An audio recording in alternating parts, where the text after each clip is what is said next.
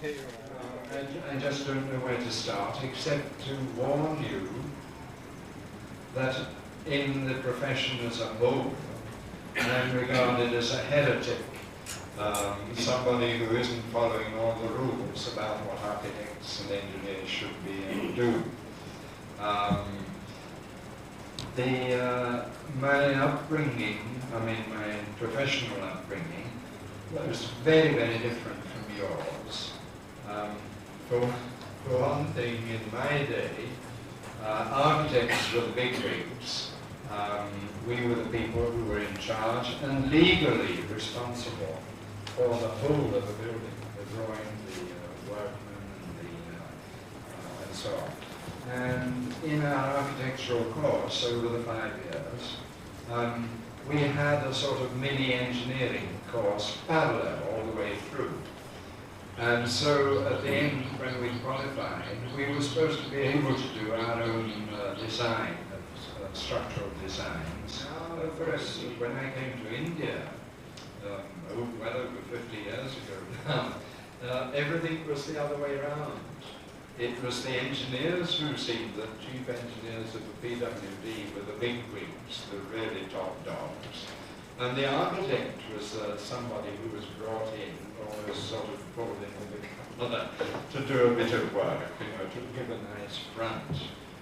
And I used to be horrified when, in my first few years, clients would come to me and say, Mr. Baker, we're building a church or a hospital or whatever it was. Please would you do us a nice front? Well, if there's anything that I personally hate, and I hope you will, a building should be nice, all of it. It should be a complete whole, not just a front to impress people. Time and again, in school, you're taught that a 4.5-inch wall is not reliable and not worth having. But I'm sorry if this is already old hat to you. If you've got a 4.5-inch wall like that, oh, you don't, that's a 9-inch wall, sorry. If you've got a wall in the middle of a field standing up 4.5 inches, a cow can come along and scratch its backside and the wall will go over. Or if you've got a strong wind, it'll blow it over. Or if you have a heavy roof on top of it, particularly if it's even a thatched roof of straw and so on, when it gets wet, the weight of the roof increases and the wall goes like that. But as soon as you do a fold like that and put the wall like that, you can do that and it doesn't crush at all. And again, where I've seen anything written about the wall, if you have a zigzag wall like that, all along here, instead of the 9-inch wall, we could have done it, you will find that the calculations are done for the whole wall, whereas in actual fact, all you have to calculate is this wall here, because it is supported and buttressed by this wall here and this wall here. So actually you're designing this bit of wall with a solid support at this end and a solid support at this end. And it isn't to be treated you don't do your calculations in the same way as you would for a straight bit of wall like this, and so on. So there's all this sort of thing has been partly because I've had to reduce costs. The other very big thing that has always worried me building here is this whole question of energy, fuel. I'm sorry, some of you have heard me repeat this time and again, but I just must make it clear, particularly to the ones who are new here. We are compared with almost any other country in the world. We have some coal over West Bengal and over that side, but to bring coal here, we haven't got the rolling stock, we haven't got the railway potential to bring it in large enough quantities to use, say, for a thermal power station. We could take it from West Bengal, we could take it to the sea, and then get their CITU people to load it into a boat, and then bring it all the way around the coast here to Calicut or wherever it would come, Cochin. And then you'd have the same trouble with the CITU and all the rest of it, unloading it, and then putting it into lorries, and then bringing it all the way here. The cost is simply phenomenal. So it's a good material there, it's a good fuel in West Bengal, but it certainly isn't to be used here in Kerala. Similarly, with electricity of any sort, you've got to have some form of energy power to produce enough. So we've gone all the way from coal, oil, and so on, hydroelectric stuff, water, and of course now there's the big thing about nuclear, developing nuclear power. So that is another subject which I don't get onto at this stage. But the thing is, we just do not have enough oil. It's not as old as I am. And the cement that we use, you know, there are different prescriptions, like doctors' prescriptions for medicines and powders and things. The same for cement, how to make it and the different contents and their proportions and so on. The modern, what we call Portland cement, again, that was finalized and fixed on in the Western world. You get to this energy business. We've got in most parts of India, we've got limestone. And in Kerala, all along the coast in our backwaters, the backwaters depth of shell deposit at the bottom of the backwater. It's been covered up with the silt, the mud there on the spot. And we spend enormous, the one cement factory that we had until comparatively recently, the only cement factory we had in Kerala, was not far from Quaker there. I used to bring shells, or cause shells to be brought from the sea, which is only a mile away, to the centre. I'd make a big mud wall, like around the top of a well, with a hole in the bottom, of the side, one side. We'd fill it with shells, then we'd put like a pie crust of pastry on top, just mud to cover it all up. Just at the bottom, I'd have a hole, with a little hole here going through. This was all the shells all over, and then the pastry put on top like that. We'd light just this much charcoal, and he'd do this to keep this charcoal burning until the shells had caught fire and burned. Then you just left it for 3 days, 4 days, and it converted itself into kumail, into lime. And then we would sift it to get a fine fine lime. And then what didn't go through the sifter, through the mix, we'd put it into the next lot. And all the plaster and all that sort of thing that we needed for the whole of 7, 8, 9 big buildings. But now, everywhere, people still go on insisting on using cement for anything like that. As far as mortar and plaster and so on, the ultimate strength of lime is every bit as good as the ultimate strength of cement, mortar or plaster.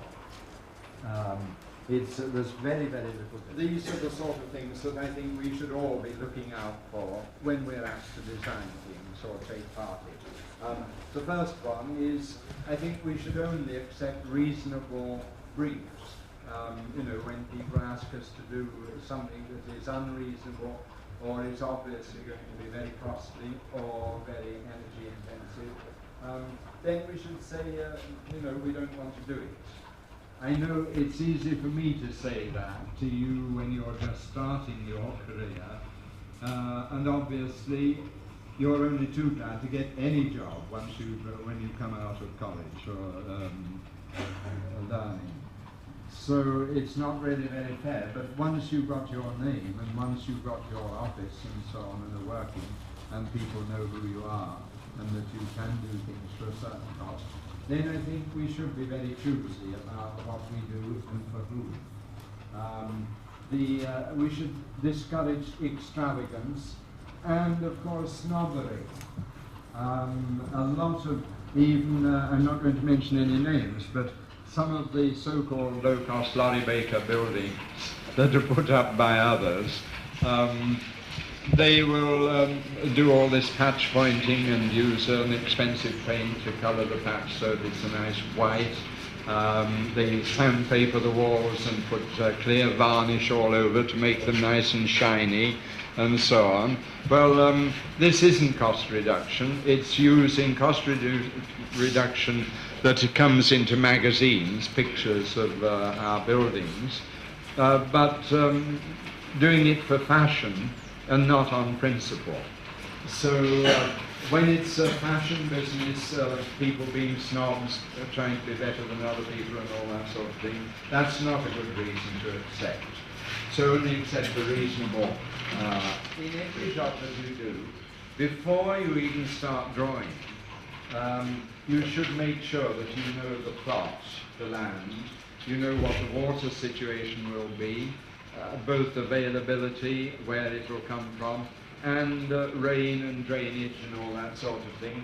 The climate. Very important that when we take on any job, you should go and preferably with the client and look at the site and find out what the client thinks, where he wants, and so on. So that's important.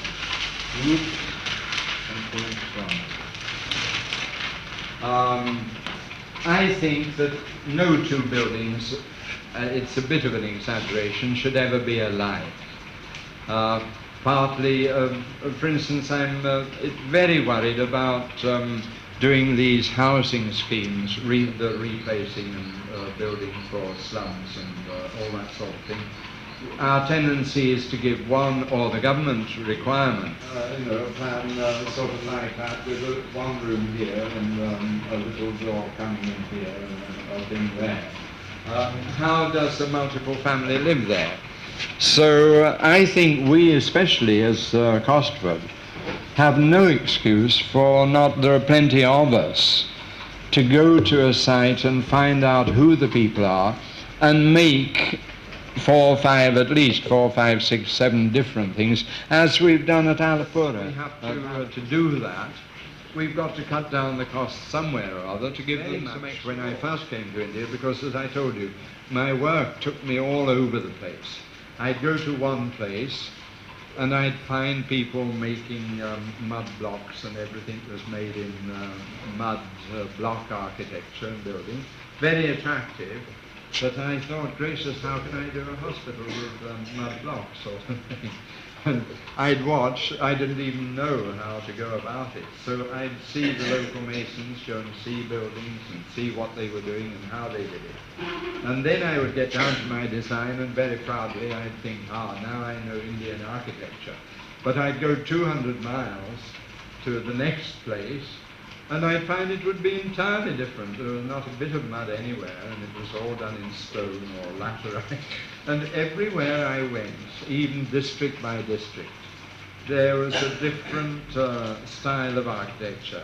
I think here in Kerala, the typical one is if you go from the Cape, not that that's in Kerala anymore, all the way up to Goa, there's the same, the Kerala roof, this sort of thing here.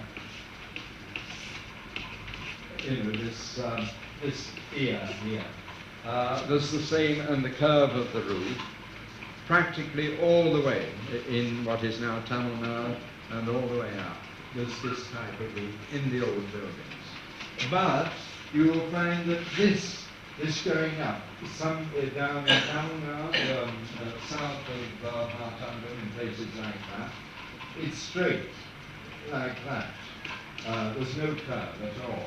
When you get to a place like Chandanur, which is famous for its very flexible but strong bamboo, which is used for cane chairs and things like that, there when you have your 2 forked sticks and you get a nice straight piece of bamboo and put it on this one, and then put your roof on that, and then put a grass roof or a tile roof.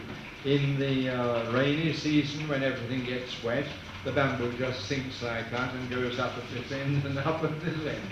And then, of course, as people have gone on from the original bamboo into wood, they think that's the...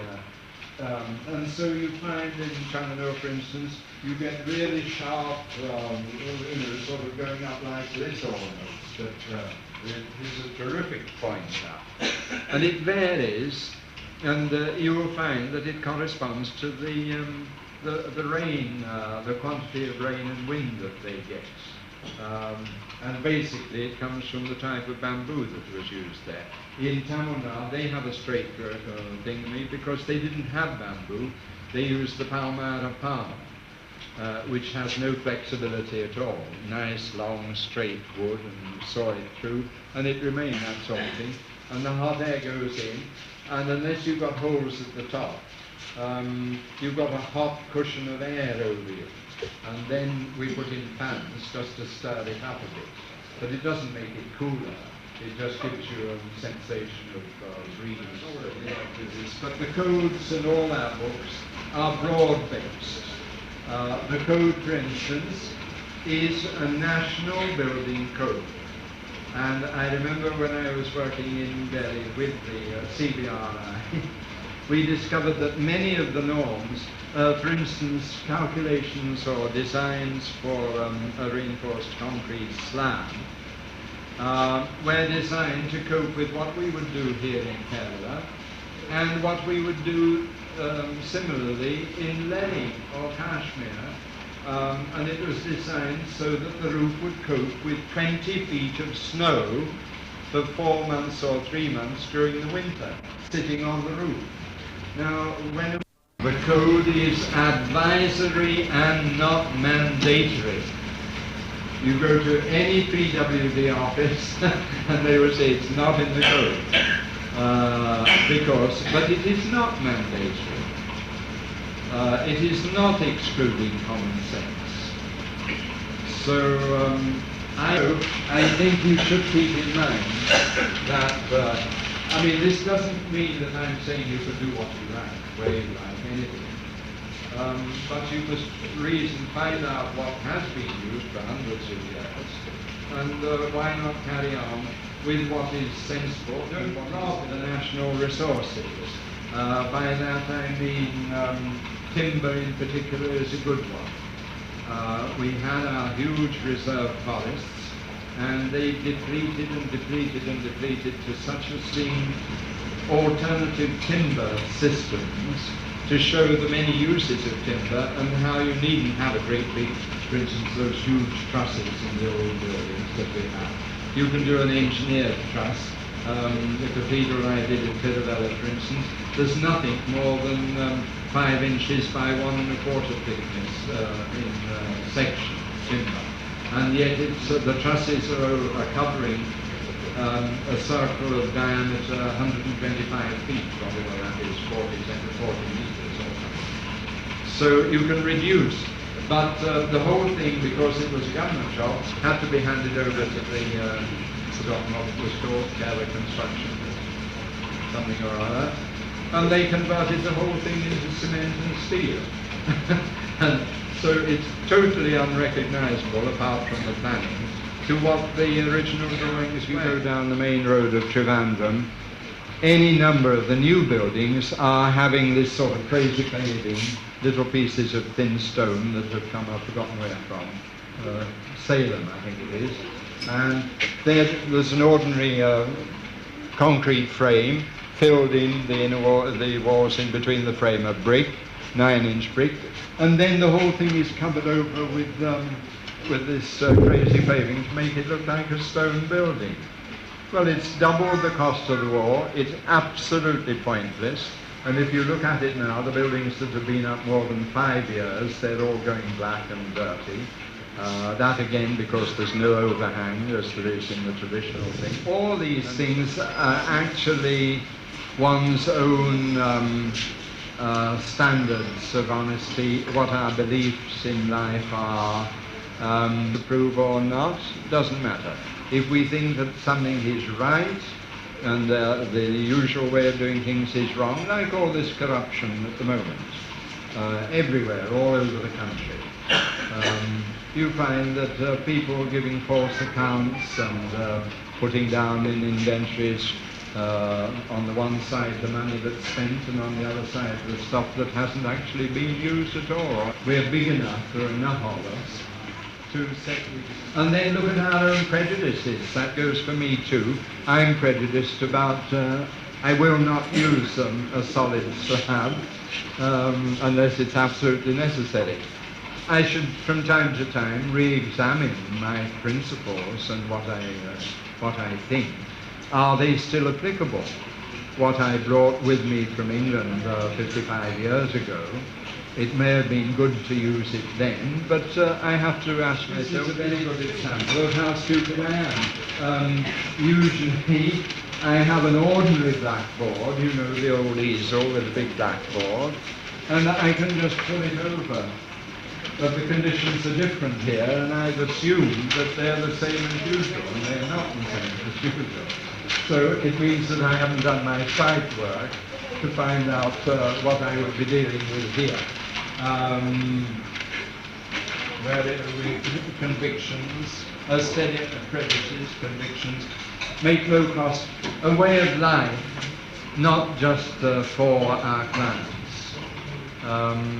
You know, the way how we spend our money, how we live, what we live on, our general standards. We should not waste money. India, by international standards, is still a poor country. And it's poor because one section of the population, which is very, very large, uses up all our wealth, and a very large section at the other end don't get a chance to use it at all. There are 45 million families, for instance, without a house. So we have to, it's not just whether we build a low-cost house, it's whether we actually live a comparatively low-cost life, or don't waste. I think better than the low-cost or the cost-effective is avoid waste. To waste anything in a country like ours is a bad thing. So it shouldn't be just for the building, it should be without my main principle of how to be cost effective of everything you do. Is it necessary? And if it's not necessary, then why do it? Now we can start straight away. Usha has a beautiful pad that she is using for writing this nonsense down.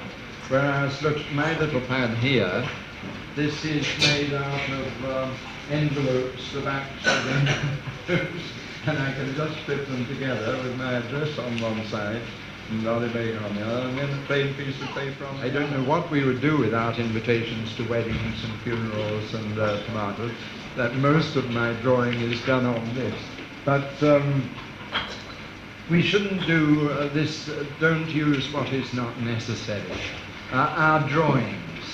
We still, I still get a piece of paper sometimes, official from Trichur, coming, this big, this long, this wide, with material on it that could have been put onto a piece of paper this big. I try and get all my drawings onto what's the size of the paper. You know, the biggest thing you can get, Xerox, which is about this long and this high.